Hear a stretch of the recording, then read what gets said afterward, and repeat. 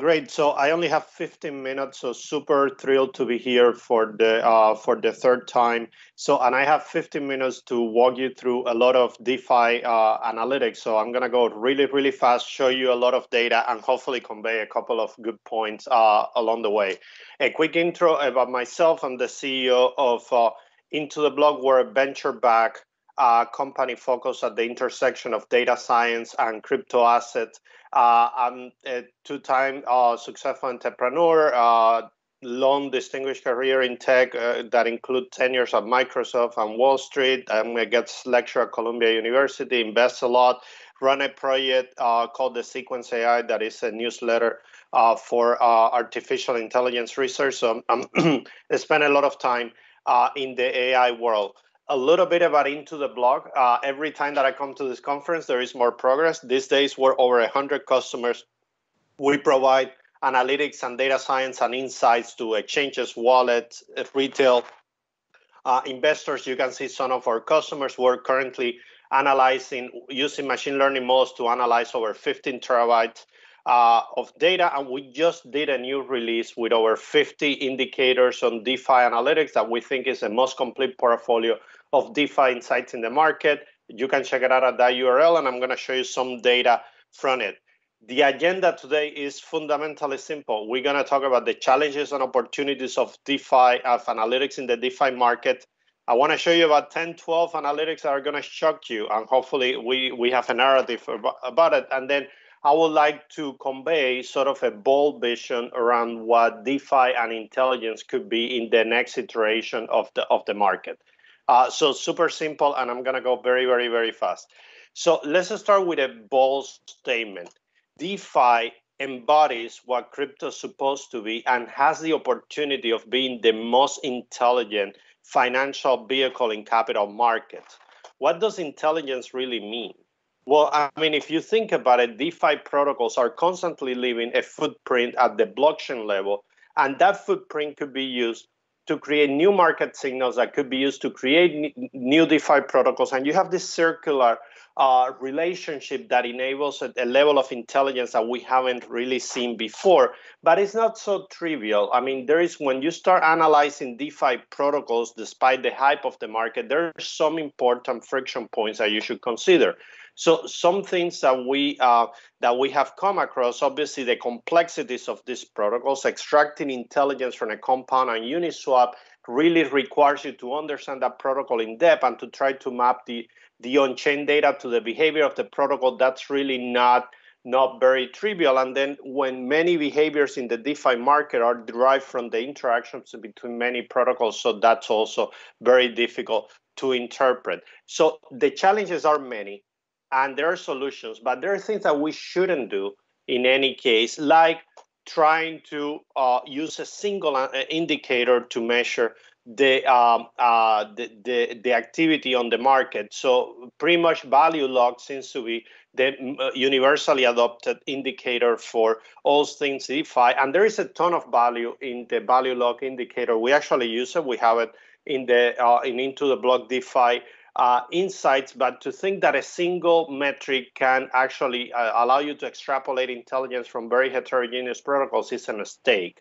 This is a very financial vehicles are very complex. They're independent of each other, and you shouldn't try to rely on a single metric. That's a complete fallacy.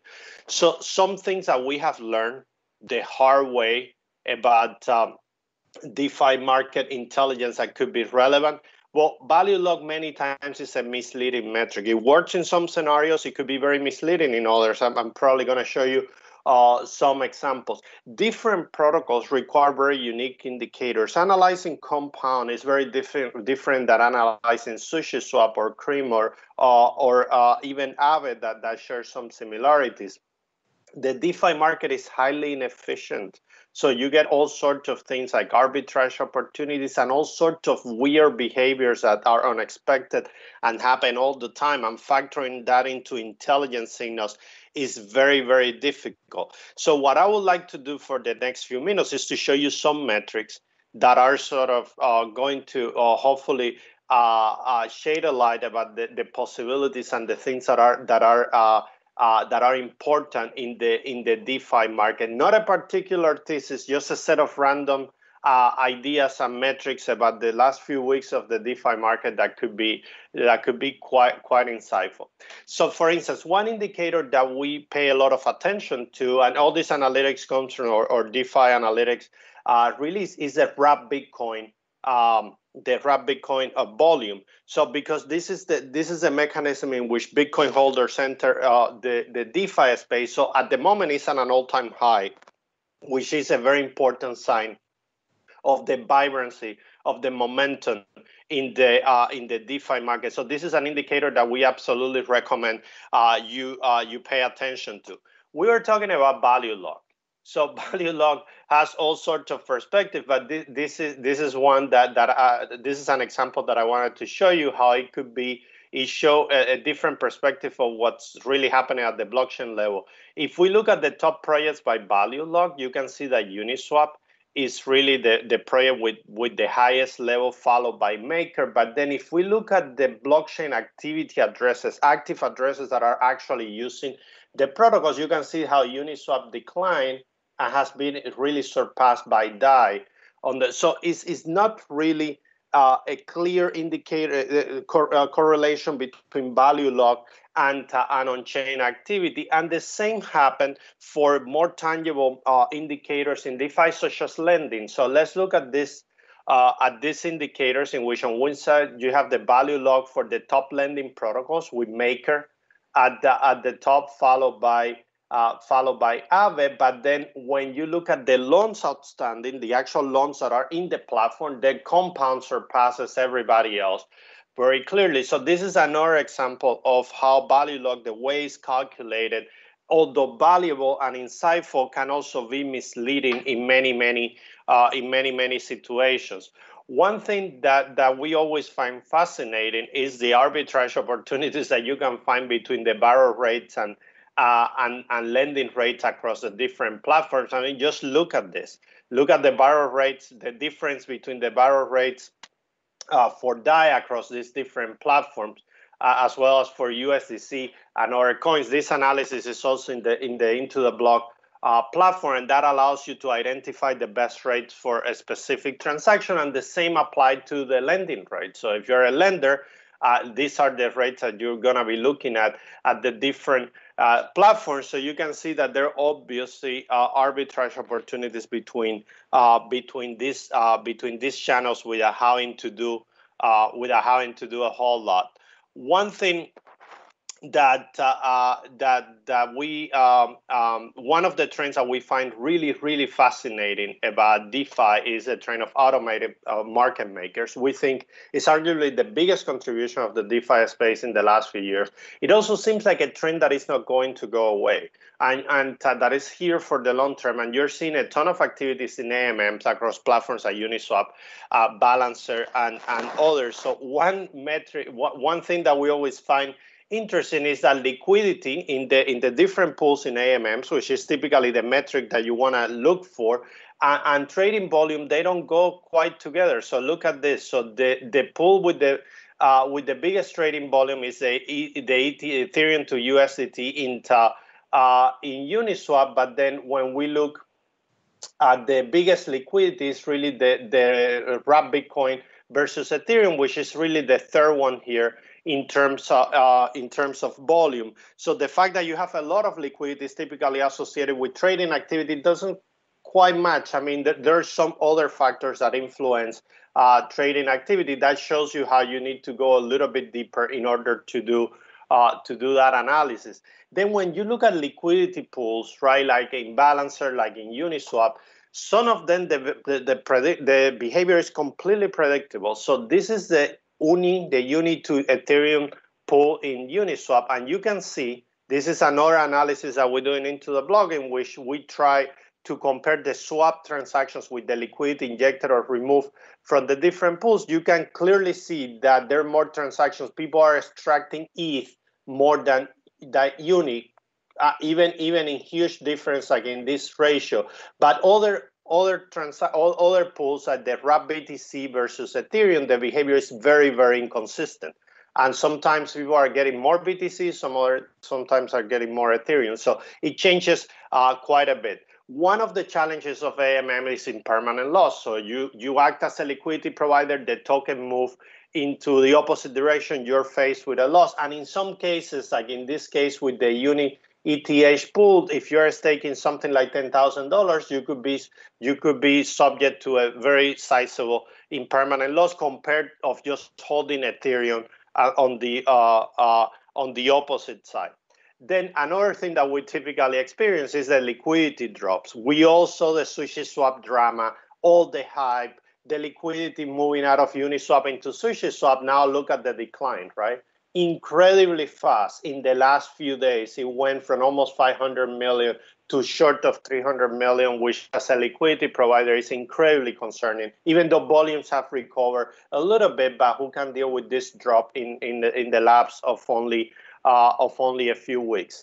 Then things like governance tokens are all over the DeFi space, and most of the platforms are launching some, and you're having all this yield farming and mechanisms to earn liquidity to earn a yield in some of these tokens. It's not always trivial. This analysis gives you an idea of profitability in the comp token, and look at this: 6.5% of the comp holders have made money. With comp, over 84% are out of the money and have suffered losses. So it's not extremely clear that those mechanisms quite work. And then finally, the DeFi market is subject to all sorts of weird behavior, all sorts of weird things happen. Look at this. Recently, in the last few days, we have seen these spikes in the number of compound users while the borrow amounts increase linearly. There's no crazy spikes, but look at these two peaks. And then we started digging into it and realized that is, an increase in the amount of USDC, which is very, very weird to explain. It didn't make any sense. And then one of our engineers actually did a lot of traceability, and it turns out that there is a provider. I'm actually going to save the name. There is a company that is just experimenting with Compound, and there is all these blue dots are $3 transactions that they're doing with USDC to test something. And it's hundreds of thousands of transactions that are causing that massive spike. If you're a trader in the space, you're looking at that, you have no idea what you're looking at, and it's just a company playing with some. It could be a token listing, it could be something that they're getting ready for and conducting all those experiments in Compound. So those are fascinating analytics about the DeFi space. Hopefully, give you an idea what's possible. I want to give you one last point. Where does intelligence and DeFi go in the future? And what we think is going to happen is that DeFi protocols are going to transition from being creators of data, producers of data, to consumers of intelligence. So imagine a world in which we have the next generation of AMMs powered by artificial intelligence and machine learning. Not only a very basic swap, but a swap that could be intelligent and allocate the right position based on signals on the market. Alpha generating protocols, so the same way that we're seeing Y-earn and things like that do things for passive investors, imagine protocols that self-trade for active investors, as well as the next generation of robo-advisors. We think that the line between AMMs, alpha generating strategies, and beta generating strategies at robo-advisor is going to blur, and that's just going to be sort of part of the same ecosystem. And it's just a little ambitious thesis, but we think the market is moving there. So quick summary, I only have 15 minutes. So the DeFi market is a gold mine for data intelligence. No single indicator can describe the whole market. Don't be lazy.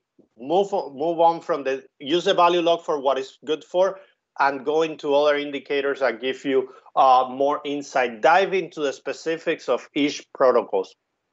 And we think in the future, intelligence will become a first-class citizen of DeFi protocols, just like yield farming, just like some of the other building blocks of the DeFi space. Check out our DeFi Insighted release at that URL, and please send me some feedback. My email is jr@intotheblog.io. You can contact me through my Medium blog as well. I try to write almost every day, and I tend to be very responsive. If not, send a note to info@block.io, and somebody from my team will get back to you. But we'll love to get your feedback about our newest release. That's all I have. Thank you very much.